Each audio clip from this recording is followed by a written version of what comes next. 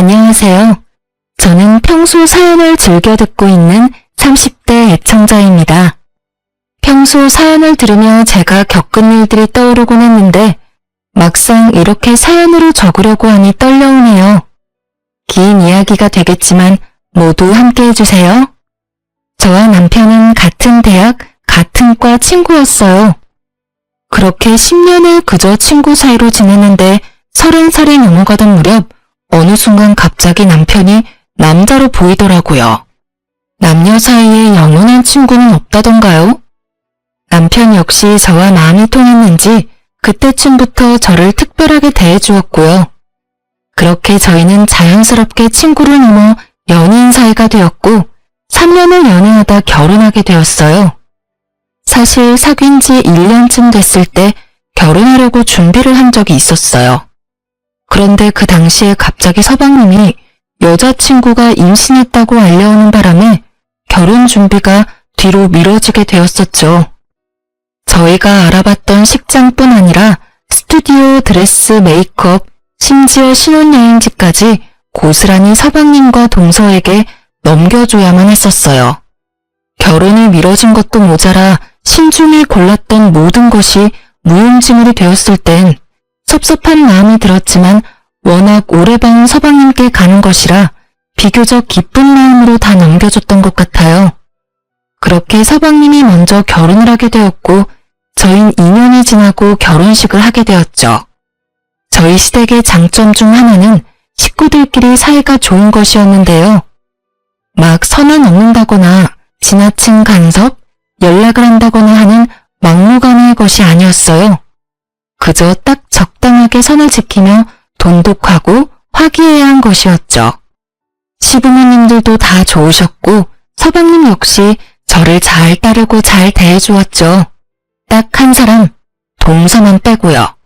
저와 동서는 결혼하기 전에도 그렇고 결혼하고 난 뒤에도 딱히 부딪힌다거나 얼굴 붉히는 일조차도 없었는데 왜인지 모르게 동서가 저를 싫어한다는 느낌이 계속 들더라고요. 그 느낌은 제가 결혼을 하고 난 뒤 더욱 강하게 느껴지더군요. 누구 때문에 제 결혼이 2년이나 미뤄졌는데 모든 사실을 다 알고 있는 동서가 저에게 고마워하기는커녕 적대적인 감정을 숨기지 않으니 저 역시 동서에 대한 마음이 곱지 않았어요. 그렇게 동서와 저 사이엔 묘한 기류가 맴돌았고 결국 그 감정이 폭발하는 날이 오고야 말았죠. 그날은 제삿날이었고 전 반차를 쓰고 시댁으로 향했어요. 큰 불만은 없었어요. 시댁은 제사가 많은 집안이었는데 제가 시집 오던 해에 어머님께서 다 없애시고 1년에 2번만 하자고 해주셔서 큰 부담이 없었거든요. 전 생각했던 것보다 일찍 시댁에 도착해 먼저 제사 음식을 준비했고 1시간쯤 지나니 동서가 아이를 데리고 오더군요. 아이도 아직 어리고 하니 동서에게 일을 시킬 생각 따윈 없었기에 전 간단한 인사만 나누고 주방에서 하던 일을 계속하고 있는데 동서가 아이를 안고선 쭈뼛쭈뼛 주방으로 오더라고요. 이리저리 날뛰고 싶어 안달이 난 아이를 안고선 말이죠. 어찌나 그 속이 훤히 보이던지 시집살이 무언지 제대로 알려줄까 하고 고민이 다 되더군요. 하지만 일하기 싫어 안달인 사람 붙잡고 일을 시켜봤자 뭐하나 하는 생각도 들고 그렇지 않아도 힘든데 괜한데 힘을 빼고 싶지 않아 그냥 아무 말도 하지 않았어요. 자신이 그렇게까지 하면 들어가서 쉬어라는 말이라도 할 줄 알았는지 동서는 이러지도 저러지도 못하고 서서 제 눈치를 살피더군요. 저는 끝까지 아무 말 하지 않고 제 앞에 놓인 산더미 같은 일에 집중하는 척을 했고 그런 저를 바라보던 동서는 이윽고 자기 아들 다리를 꼬집어 울려버렸어요. 제 눈으로 보고도 참 믿기지 않더군요. 아무리 상황이 그렇다고 해도 어떻게 자기 아들 다리까지 꼬집어 울릴 수가 있는 건지 제가 봤다는 생각은 전혀 하지 못하는 건지 동서는 소름이 끼치는 연기를 펼치기 시작하더라고요. 어머, 넌 또 왜 울어? 형님, 죄송해요. 저도 좀 도우려고 일찍 온 건데 아무래도 애가 울어서요. 방에 데리고 가서 좀 달래줘야 할 것 같아요. 연기력이 얼마나 출중한지. 만약 제가 동서가 꼬집는 장면을 목격하지 못했다면 깜빡 속을 만한 연기력이었어요. 황당한 전 아무 대답도 하지 못하고 있었고 까무러치듯 우는 아기의 소리가 들리자 어머님이 나오시더라고요. 우리 손주 왜 울어? 둘째야, 너 내가 우는데 여기서 뭐하니? 들어가서 애나 달래렴. 원래 애가 어릴 땐 일하고 싶어도 못하는 거야. 네? 그래도 형님 혼자 일하시는데 저 혼자 들어가기 좀 그래서요. 아유, 됐어. 뭘 그런 눈치를 보고 그래? 눈치 주는 사람도 없는데. 아, 그게요, 어머님. 그렇긴 하지만 아무래도 형님 혼자 하시니 제 마음이 좀 불편해서요. 이렇게 말하며 동서가 절 보는데 모르는 사람이 보면 제가 눈치 줬다고 오해하기 딱 좋은 눈초리더라고요. 어머님 역시 동서의 뜻대로 저를 오해하셨는지 저를 빤히 보시기 시작하는데 이대로 참고만 있을 일은 아니다 싶더군요. 전 저를 향하는 시선을 무시한 채 일어나 손을 씻고 동서에게 다가갔어요.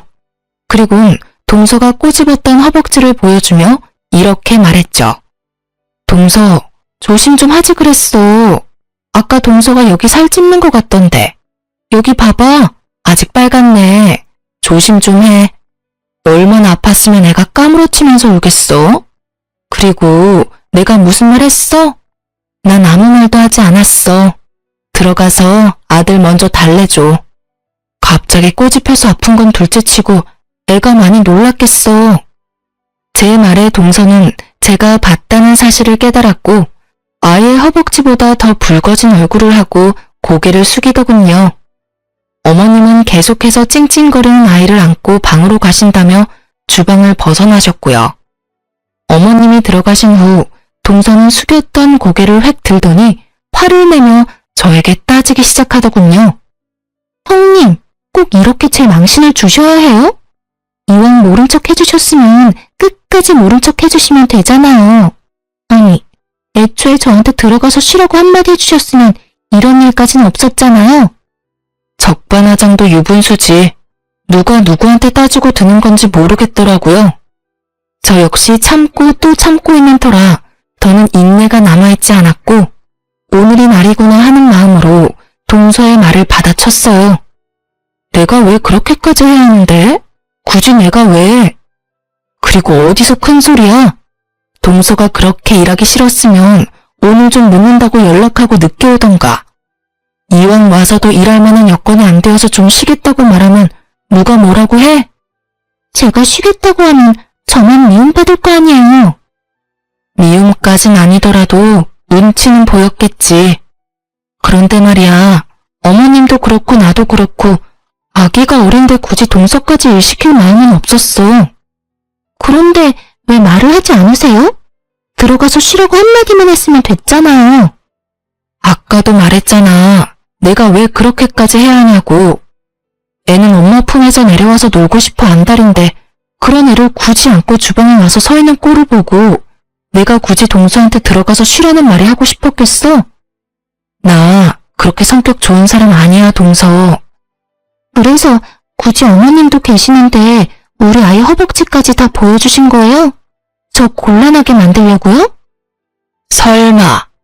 나도 그럴 생각까진 없었는데 동서가 내가 말할 수밖에 없는 분위기로 몰고 갔잖아.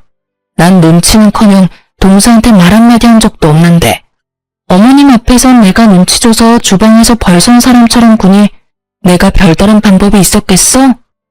그래도 내가 마지막 인내심으로 동서가 일부러 꼬집어서 울렸다는 말은 안 했잖아. 내 두 눈을 의심했다 진짜.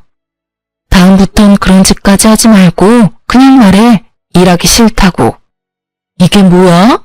괜히 동서 혼자 오버해서 애까지 울리고. 난 있잖아.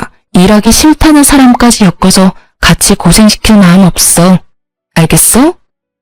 제 말에 동서는 할 말이 없는지 그저 저를 노려보았고 저 역시 동서를 노려봤어요. 그렇게 저와 동서의 눈싸움이 시작되었는데 화난 표정의 어머님이 주방으로 들어오시더군요. 이게 다 무슨 말이야? 일부러 애를 꼬집었다니. 둘째 너, 이게 다 사실이야? 그래요. 분위기가 심상치 않음을 느낀 어머님은 방으로 들어가시긴 했는데 방문을 닫지 않고 이야기를 다 듣고 계셨던 것이었습니다. 모든 사실을 알게 된 어머님은 동서를 나무라기 시작했고 동서는 눈물을 글썽이며 아무 말도 하지 못하고 서 있더군요. 너 그렇게 안 봤는데 아무리 일이 하기 싫다고 해도 어떻게 네 자식 허벅지를 꼬집니? 그리고 잘못은 네가 해놓고 왜 꾸준 형님한테 화풀이 짓이야? 너 우리 없을 때 그딴 식으로 첫째 대하니? 아니에요. 저도 모르게 너무 흥분해서 죄송해요 어머님. 죄송해요 형님. 궁지에 몰린 동서는 저에게 용서를 구했고 진심이라고 느껴지지 않는 사과였지만 더는 이를 키우고 싶지 않았기에 전 알겠다고 하고 사건을 일단락시켰습니다. 제사 사건이 있고 난 후 동서는 아예 저를 무시하기 시작하더군요. 다른 사람들이 있을 땐 더없이 깍듯하고 살갑게 굴었지만 아무도 없을 땐 아예 눈길을 주지 않는 이중적인 행동을 이어나갔어요. 저 역시 동서와 똑같이 행동해줬고 자주 마주치는 일이 없었기에 크게 신경 쓰지 않고 지냈죠. 그러던 어느 날 집에 큰일이라면 큰일이 생겨났어요. 총각 때부터 남편의 어깨가 좋지 않았는데 점점 상태가 심각해지더니 결국 수술을 잡게 되었어요. 갑작스럽게 잡힌 수술 일정이라 제 회사에 연차를 내지 못했거든요. 생명과는 무관한 수술이긴 했지만 아무래도 신경이 쓰이더군요. 하지만 일정을 아무리 조정해도 출근은 해야 했고 전 일단 남편을 병원까지 데려다주고 출근을 하게 되었어요. 마음이 얼마나 급했는지 초인적 속도로 급한 일을 마무리하고선 다시 병원으로 향했죠. 가는 길에 병원에 전화를 걸었더니 남편이 이미 수술을 마치고 병실로 올라갔다고 하는데 마음이 얼마나 조급해지는지. 그렇게 전 병원에 도착해 남편의 병실로 들어섰고 거기엔 경악스러운 상황이 저를 기다리고 있더라고요. 아직 마취에 취해 있는 남편과 그런 남편의 손을 세상 애처롭게 잡고 있는 한 여자. 그 여자의 눈빛을 보는데 딱 알겠더라고요. 두 사람의 관계가 보통 관계는 아니라는 것을요. 자기야, 좀 괜찮아? 나 괜찮아. 괜찮은데 자꾸 잠이 와. 아직 마취해서 덜 깨서 그래.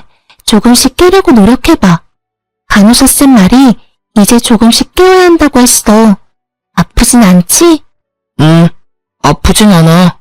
자기 얼굴 봐서 그런지 하나도 안 아프고 꿈꾸는 기분이야. 자기는 이 와중에도 참. 어쨌든 고생했어. 그 조용한 병실에 두 사람의 다정한 대화 소리가 들려오는데 제가 더 꿈을 꾸고 있는 기분이더군요. 그것도 1초라도 빨리 깨고 싶은 악몽이요. 하지만 제 앞에 놓은 모든 상황은 현실이더군요.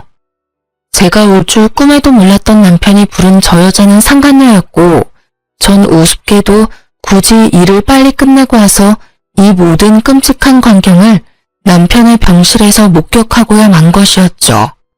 충격에 빠진 것도 잠시 전 그 다정한 모습을 휴대전화에 남기고선 조용히 병실을 벗어났어요.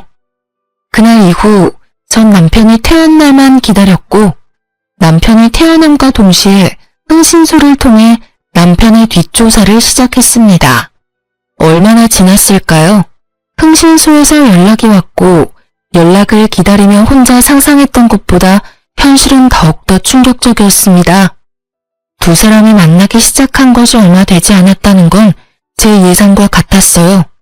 하지만 충격적이었던 것은 두 사람이 만나게 된 계기였죠.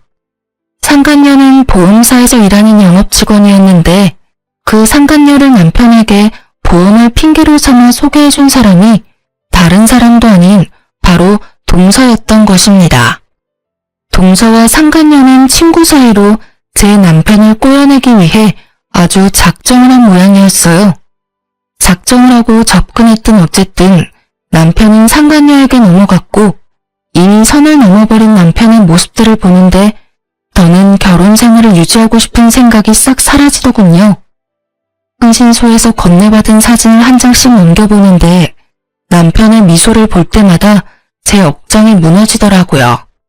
그렇게 눈물을 흘리며 증거들을 보는데 제 이막이 열리는 듯 주인공이 남편에서 동서로 바뀌더군요.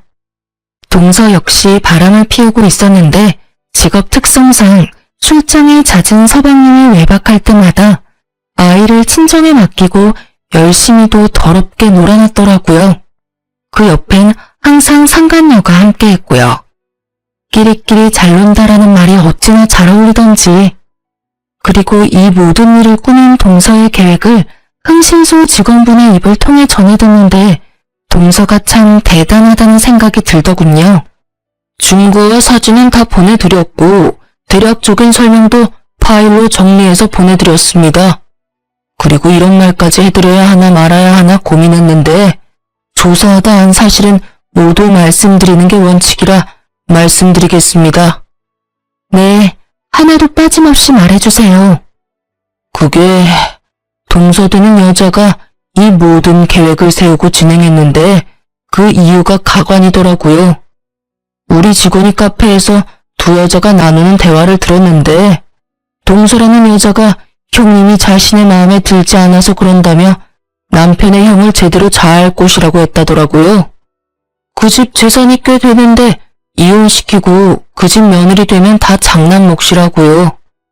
한 몫 크게 챙기면 자기 몫도 잊지 말고 나눠야 한다면서 각서까지 쓰고 나눠 가졌다고 하던데요.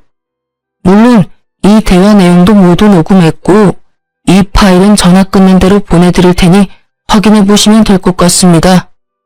하여튼 그 여자들 보통 여자들 아니니 사모님도 각별히 조심하시는 게 좋을 것 같아서 말씀드립니다. 아, 네. 감사합니다. 수고 많으셨어요. 전화를 끊은 저는 다시 한번 동서의 대범한 행동에 감탄을 금치 못했어요. 제가 아무리 마음에 들지 않는다고 해도 형님 자리를 바꿀 생각을 한다니. 대담하다고 해야 할지 영악하다고 해야 할지 모르겠더라고요. 하긴 그 정도 되는 여자이니 자기 배 아파 낳은 자식 허벅지도 그렇게 인정사정 없이 꼬집어 올렸겠지만요. 어쨌든 이미 모은 증거들은 확실했지만 저는 확실하게 하기 위해 남편의 휴대전화를 뒤져보았지만 이미 다 삭제한 것인지 아무것도 없더라고요. 실망감도 잠시 저의 머릿속엔 차량 블랙박스가 번뜩 떠올랐고 남편이 자는 것을 확인하고 남편의 차로 향했어요. 남편은 블랙박스까진 생각하지 못한 것인지 그곳엔 외도 증거와 함께 남편이 어떤 생각을 가졌는지 적나라하게 녹음되어 있더군요.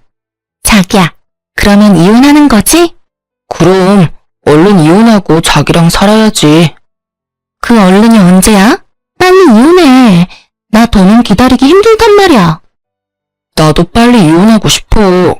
당신 혼자 두고 집에 들어가는 내 기분을 오죽하겠어? 조금만 더 기다려줘. 일단 부모님께 먼저 말씀드려야 해. 알잖아. 우리 부모님 그 여자 엄청나게 좋아하시는 거. 당연히 아들인 내가 우선이겠지만 그래도 혹시 모르니까 좋게 좋게 마무리 짓는 게 우리한테 이득이야. 알겠지? 아, 알겠어. 어쩔 수 없지. 그런데 자기 마음은 확실한 거지? 확실히 나 사랑하는 거 맞냐고. 혹시 사는 건 그 여자랑 계속 살고 나랑은 바람만 피우면서 즐길 생각은 아니지? 그런 말이 어디 있어? 내가 자기를 얼마나 사랑하는지 몰라서 그런 말을 해? 아니, 말만 그렇게 하고 이혼은 자꾸 미루니까 그렇지. 아니야. 돌아가는 상황 조금만 지켜보다가 적절한 때에 이혼 이야기 꺼낼 테니까 조금만 기다려줘. 자기 이거 받아. 저번에 이거 예쁘다고 했었지? 어머, 이거 내가 갖고 싶어하던 샷된 가방이잖아. 이 비싼 걸. 고마워, 자기야. 이 정도 가지고 뭘. 자기가 좋아하니까 나도 뿌듯하다. 다음엔 더 좋은 걸로 사줄게. 자기 최고야. 사랑해. 나도 사랑해.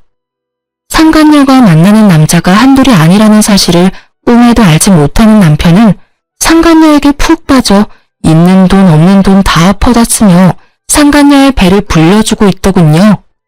남편과 알고 지낸 지 15년. 사진으로 볼 때보다 더 큰 배신감이 밀려오며 눈물이 멈추지 않더라고요. 몇 시간을 울었는지 어느새 어둑하던 차 밖은 밝아지고 있었고 전 여전히 흐르는 눈물을 닦으며 복수를 계획했어요. 아침이 되었고 전 여전히 아무것도 모르는 척을 하며 출근하는 척을 하고선 미리 만나기로 약속해두었던 서방님을 만났어요. 다른 사람은 몰라도 서방님 역시 이 빌어먹을 상황의 피해자이니 모든 사실을 알아야 한다고 생각했기 때문이었죠. 갑작스러운 저의 연락에 의아해하던 서방님은 제가 내민 외도 증거들을 살펴보더니 무거운 입을 떼더군요. 형수님, 이게 전부 사실인가요? 안타깝게도 그래요, 서방님. 동서가 그 여자를 형한테 소개해줬고 형은 그 작전을 보기 좋게 넘어갔어요. 동서 역시 서방님이 집을 비울 때마다 남자들을 만나고 다니는 것 같더라고요. 늘 그 여자도 함께였고요. 저 이 여자 알아요.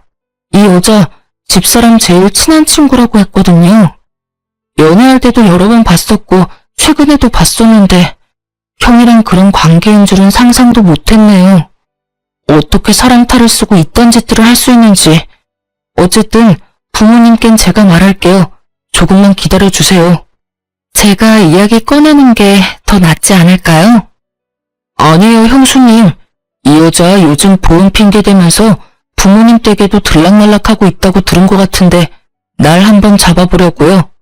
한 장소에 다 모였을 때 한 번에 터뜨리는 게 좋을 것 같아요. 기가 막히더군요. 외도도 모자라서 시댁까지 이미 들락날락하고 있었다뇨.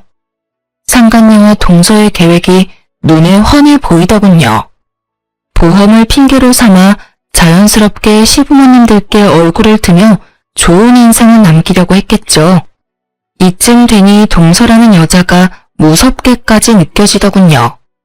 서방님도 저와 같은 생각이었는지 이럴 때일수록 신중히 해야 한다고 조금만 기다려달라며 증거들을 챙겼고 저는 서방님의 말을 따르기로 했어요.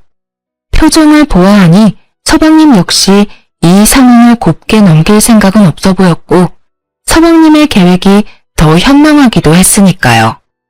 그렇게 전 서방님의 연락을 기다렸고 상간녀가 시댁을 방문한다는 연락을 받게 되었어요. 기다리고 또 기다린 날이었는데 막상 모든 걸 밝힐 날이 되니 심장이 떨어질 듯이 뛰기 시작하더라고요. 전 떨리는 마음을 진정시키며 시댁으로 향했고 시댁에 들어서니 시부모님은 물론이고 남편과 상간녀, 동서와 서방님까지 모든 식구가 모여있더군요.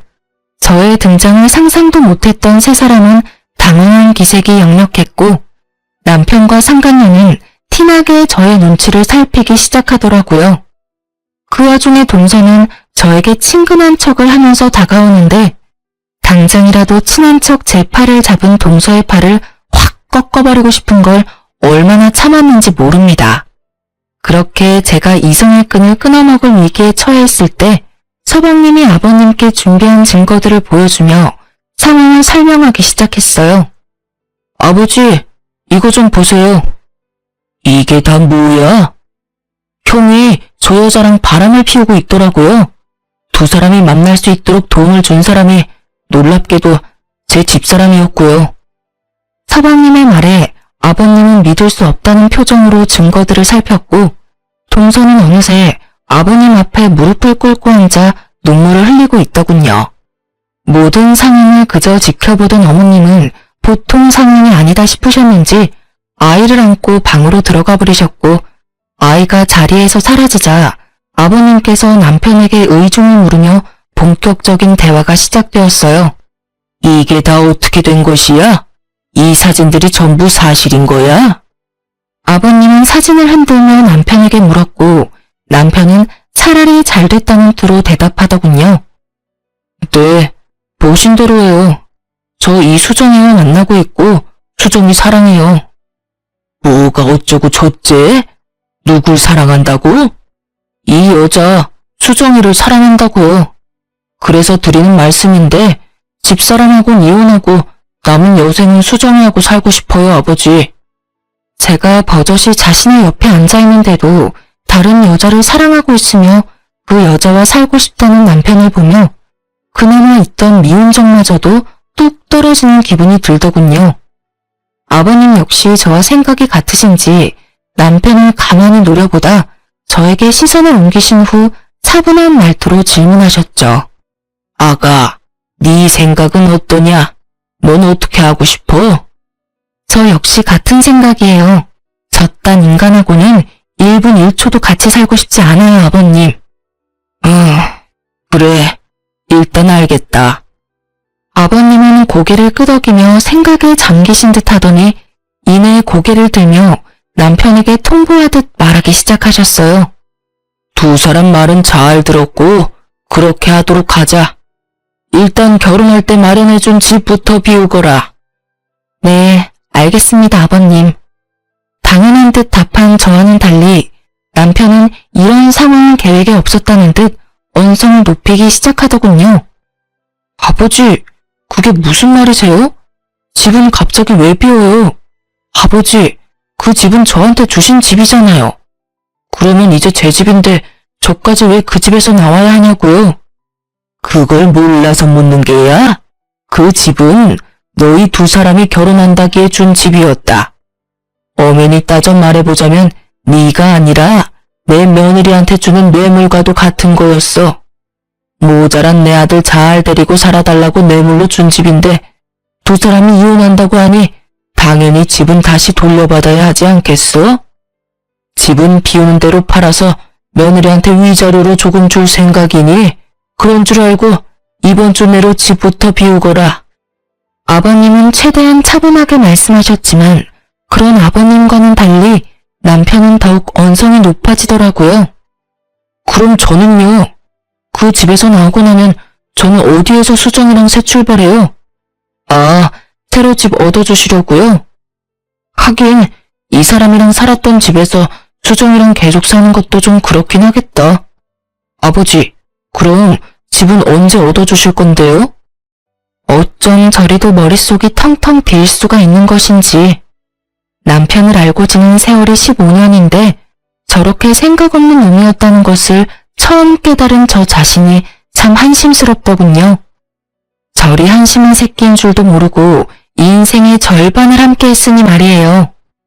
저도 저 자신이 이렇게나 한심스러운데 아버님은 오죽하실까 하는 생각이 들었고 제 예상대로 아버님 역시 깊은 회의감이 드는지 긴 한숨 후 단호하게 말씀하시더군요. 네 놈은 이 상황에서 할 말이 그것뿐인 거야? 다른 사람한텐 몰라도 네 집사람한테는 용서를 구했어야지. 네가 그러고도 사람이라고 할 수 있는 게야? 네가 그러고도 집 해달라는 말이 입 밖으로 나오냐 이 말이다. 아버지 그건 어차피 이미 다 안 상황이고 이제 와서 사과 따위 해봤자 뭐예요. 달라질 게 없는데요. 이걸 말이라고 내뱉고 있는 건지 정말 아버님만 아니었다면 그 자리에서 딱이라도 한 대 때리고 싶은 심정이더라고요. 그런 심정도 잠시 저보다 더 격분하신 아버님이 고작 딱이 한 대보다 더 큰 복수를 남편과 상간녀에게 해주시더군요. 그걸 말이라고 하는 게야? 그러면 어떻게 해요? 이미 제 마음이 그런 걸 어떻게 하냐고요? 그건 그렇고 집은 해주실 거죠? 저 수정이랑 같이 살 집 필요해요, 아버지. 아버지 장남이 길거리에서 사랑하는 여자랑 살 수는 없잖아요.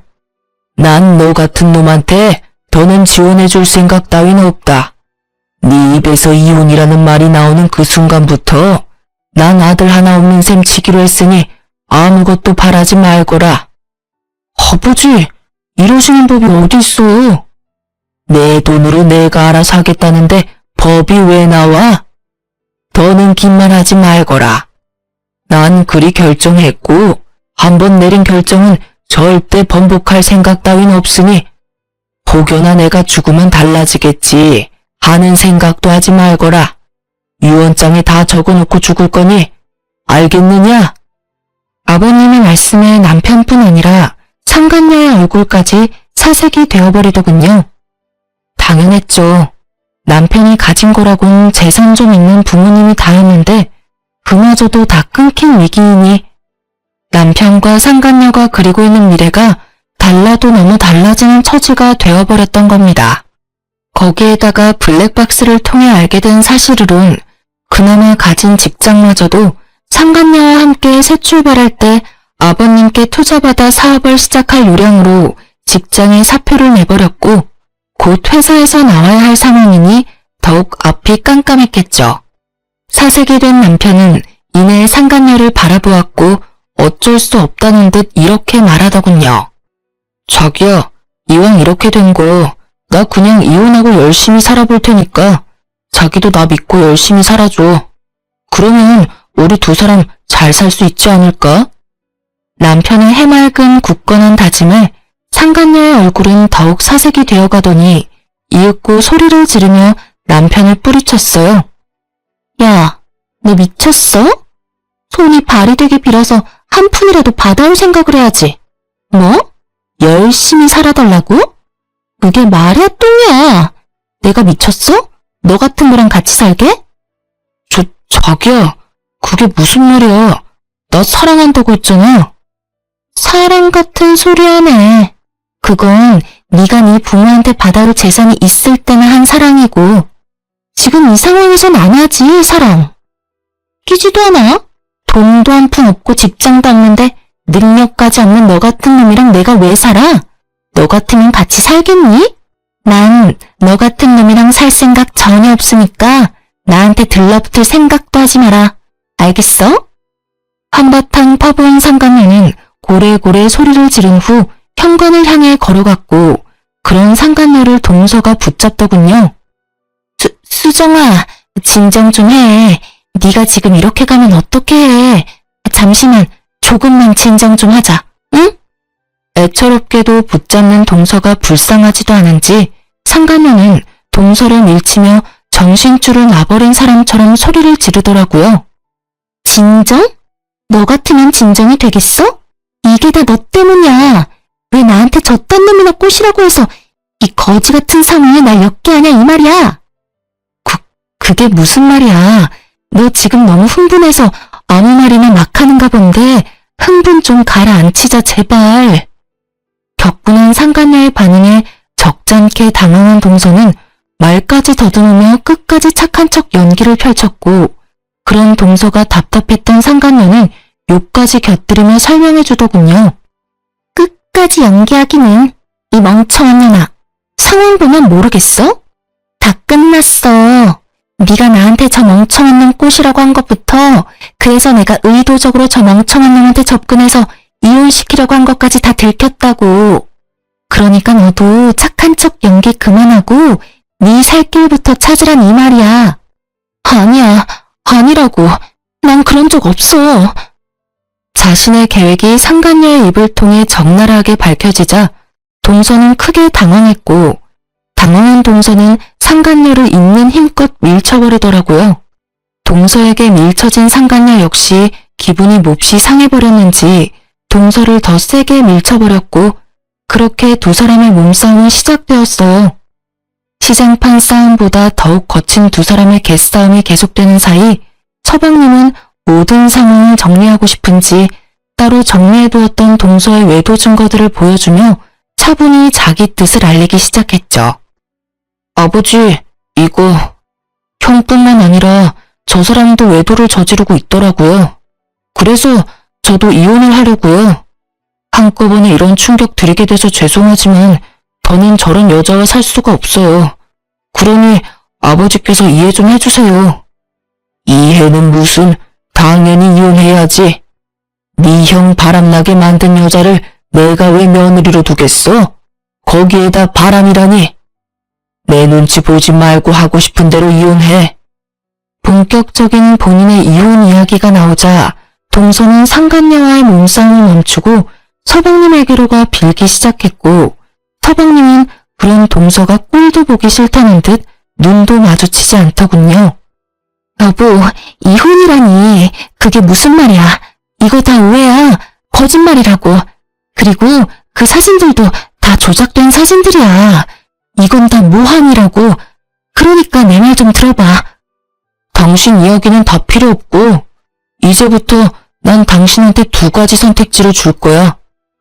2가지? 그래, 2가지. 첫 번째는 당신이 깔끔하게 이혼을 해주는 거야.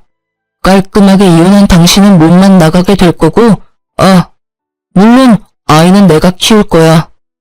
그리고 2번째는 지금 당신이 생각하는 그거야. 이혼하지 않고 온갖 변명을 대며 질질 끄는 거. 만약 당신이 그렇게 더럽게 나온다면 난 집을 팔아서라도 최고의 변호사를 선임해서 당신 주머니에 든 10원짜리 하나까지 탈탈 털어서 법정 최대 위자료로 받아낼 거야. 물론 이 경우에도 당신은 내 자식을 키우진 못할 거야. 서방님은 단호했고 동서는 머리가 잘 굴러가더군요.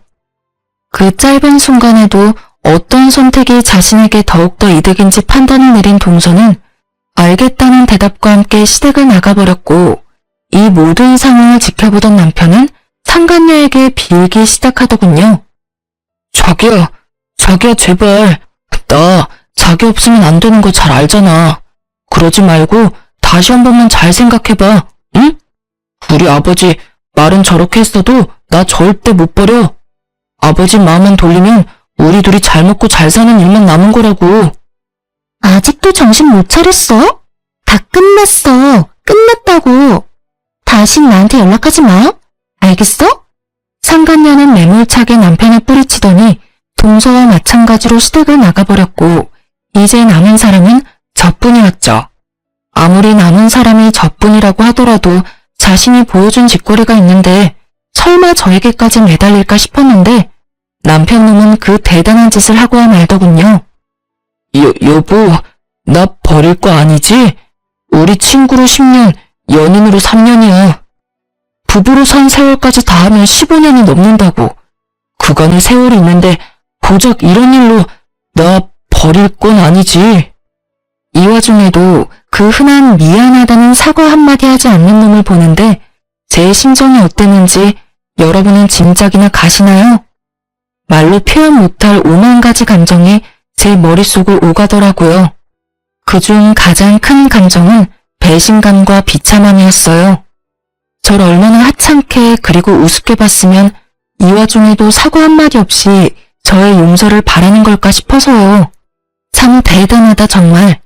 이 와중에도 나한테 미안하단 말 한마디가 없으니까 말이야. 그거야. 미안한 건 말하면 입 아프니까 굳이 안 한 거지. 나 당신한테 정말 미안해. 진심이야. 그러니까 나 한 번만 용서해줘. 내가 앞으로 정말 잘할게. 당신이 잘하든 말든 난 이제 상관없어. 난 아까 말했듯이 당신 같은 인간이랑 이제 1분 1초도 같이 살기 싫으니까. 여보 제발 그러지 말고 나한테도 기회를 줘. 기회? 내가 당신 마음 모를 줄 알아? 나한테 어떻게든 달라붙어서 아버님 마음 돌리려고 그러는 거잖아. 내가 정말 좋아서 아니라 당신이 아쉬워서 이러는 거 모르는 줄 아냐고. 내가 정말 바본 줄 알아? 이 상황에서 어떻게 나한테 기회를 달라고 부탁할 수가 있어? 당신 정말 뻔뻔하다. 난 당신이 이렇게까지 파렴치한 사람인 줄 정말 몰랐어. 정말 실수였어. 실수였다고. 우리가 함께한 세월이 15년인데 이까지 바람 한 번쯤은 덮고 넘어가 줄 수 있잖아. 당신은 왜 그렇게 사람을 모질어? 제가 자기 사과를 받아주지 않자 도리어 화를 내는데 정말 어이가 없더라고요. 그러면서 제가 왜 이 인간 같지도 않은 인간이랑 그곳에서 입씨름을 하고 있는지도 모르겠고요. 그래서 전 준비했던 마지막을 해주었어요. 나 원래 이렇게 모질었어. 몰랐어? 그리고 또 모질게 말해보자면 아쉽게도 당신한텐 선택지는 물론이고 기회도 없어. 난 당신이랑 좋게 이혼할 생각도 없고 쉽게 이혼할 생각도 없어. 그러니까 각오 단단히 하는 게 좋을 거야. 마지막 경고의 말을 끝난 저는 아버님께 인사를 드리고 시댁에서 나와버렸습니다. 그 뒤론 일사천리였어요. 남편이 찾아오기도 했고 연락으로 귀찮게 굴기도 했지만 이혼은 막힘없이 진행되었어요. 전 상간녀 소송과 함께 동서에게도 위자료를 청구했고 좋은 변호사분을 만난 덕분에 예상보다 빨리 그리고 예상보다 많은 금액의 위자료들을 받고 이혼을 할 수 있었어요. 서방님 역시 전 동서는 깔끔하게 보내주었지만 상간남 소송만큼은 칼같이 진행했다고 하더군요. 그 많은 남자 중 전 동서가 유부녀인 걸 알면서도 꽤 오랫동안 지속적이게 만나던 남자가 딱 한 명 있었는데 그 남자만큼은 그냥 넘길 수가 없었다고 하더라고요. 그렇게 진행된 상간남 소송으로 서방님 역시 복수를 할 수 있었죠. 서방님과 이혼을 하고 난 후 전 동서는 당연하다는 듯 상간남을 찾아갔다고 들었어요. 하지만 상간남 소송까지 당해 망신이란 망신은 다 당하고 돈은 돈대로 날린 상간남은 이미 그 여자에게 남은 마음이라곤 미움뿐이었고 그랬기에 전 동서를 받아주는 일은 없었죠. 거기에다가 땡전 한 푼 없는 여자니 혹 붙일 생각이 아니라면 더욱 받아줄 마음이 들진 않았겠죠. 전 남편의 결말도 다르진 않았어요.